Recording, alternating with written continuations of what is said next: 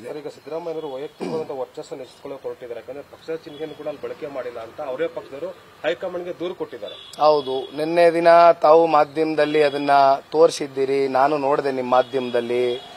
ಅವರ ಸ್ವಂತ ಪಕ್ಷದವರೇನೆ ಇವತ್ತು ಹೈಕಮಾಂಡ್ಗೆ ದೂರನ್ನ ಕೊಟ್ಟಿರ್ತಕ್ಕಂಥದ್ದು. ಪಕ್ಷದ ಚಿಹ್ನೆ ಇಲ್ಲ, ಜೊತೆಗೆ ಇವತ್ತು ಮುಖ್ಯಮಂತ್ರಿಗಳ ಸಹಪಾಠಿಗಳು ಬಿಟ್ರೆ ಬೇರೆ ಇನ್ಯಾರು ಶಾಸಕ ಮಿತ್ರರಿರ್ಬೋದು, ಸಚಿವ ಸಂಪುಟ ಇರ್ಬೋದು, ಯಾರು ಕೂಡ ಈ ಒಂದು ಸಮಾವೇಶ ಮಾಡತಕ್ಕಂಥದ್ರಲ್ಲಿ ಆ ಉತ್ಸಾಹಕತೆ ತೋರಿಸ್ತಾ ಇಲ್ಲ ಅಂತಕ್ಕಂಥದ್ದು ಬಹಳ ಸ್ಪಷ್ಟ.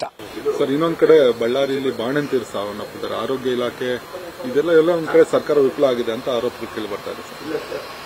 ನಾನು ನನ್ನ ಗಮನಕ್ಕೆ ಬಂದಿಲ್ಲ ವಿಚಾರ, ನಾನು ತಿಳಿದು ಮಾತಾಡ್ತೇನೆ. ಆದರೆ ಇಂಥ ಸೂಕ್ಷ್ಮವಾದಂಥ ವಿಚಾರಗಳಲ್ಲಿ ಸರ್ಕಾರ ಇರ್ಬೋದು, ಆರೋಗ್ಯ ಇಲಾಖೆ ಇರ್ಬೋದು, ಈ ಕೂಡಲೇ ಇಂಟರ್ಫಿಯರೆನ್ಸ್ ನ ಕೊಟ್ಟು ಯಾವ್ಯಾವ ರೀತಿ ಕ್ರಮ ಕೈಗೊಳ್ಳಬೇಕು ಅಂತಕ್ಕಂಥದ್ರ ಬಗ್ಗೆ ಸೂಕ್ತವಾಗಿ ಯೋಚನೆ ಮಾಡತಕ್ಕಂಥದ್ದು ಆಗಬೇಕು. ಒಕ್ಕಲಿಗ ಸ್ವಾಮೀಜಿ ವಿರುದ್ಧ ಎಫ್ಐಆರ್ ಆಗಿದೆ ಸರ್. ಅಂದ್ರೆ ಈಗ ಮುಸ್ಲಿಮರ ಮತದ ಒಂದು ಹಕ್ಕನ್ನು ಅದು ರದ್ದು ಮಾಡಬೇಕು ಅಂತ ಹೇಳಿದ್ರು ಭಾಷಣದಲ್ಲಿ. ಈಗ ಅವರ ವಿರುದ್ಧ ಸರ್ಕಾರ ಎಫ್ಐಆರ್ ಕ್ಷಮೆನೂ ಕೇಳಿದ್ರು, ಆದ್ರೂ ಕೂಡ ಎಫ್ಐಆರ್ ಮಾಡಿ ಈಗ ಅವರಿಗೆ ನೋಟಿಸ್ ಅನ್ನು ಕೂಡ ಕೊಟ್ಟಿದ್ದಾರೆ. ಇವತ್ತು ಇವೆಲ್ಲ ವಿಚಾರಕ್ಕೆ ಸಂಬಂಧಪಟ್ಟಂತೆ ನಾವೆಲ್ಲ ನೋಡ್ತಾ ಇದ್ದೇವೆ.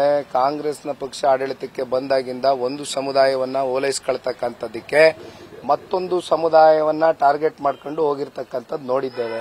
ಹಾಗಾಗಿ ಮುಂದಿನ ದಿನಗಳಲ್ಲಿ ಜನವೇ ಇದಕ್ಕೆ ಉತ್ತರ ಕೊಡ್ತಾರೆ. ಬನ್ನಿ ಕಾದ್ ನೋಡಿ. ನ್ಯೂಸ್ ಫಸ್ಟ್, ನಿರ್ಭೀತಿಯಿಂದ ನಿಮ್ಮ ಪರವಾಗಿ.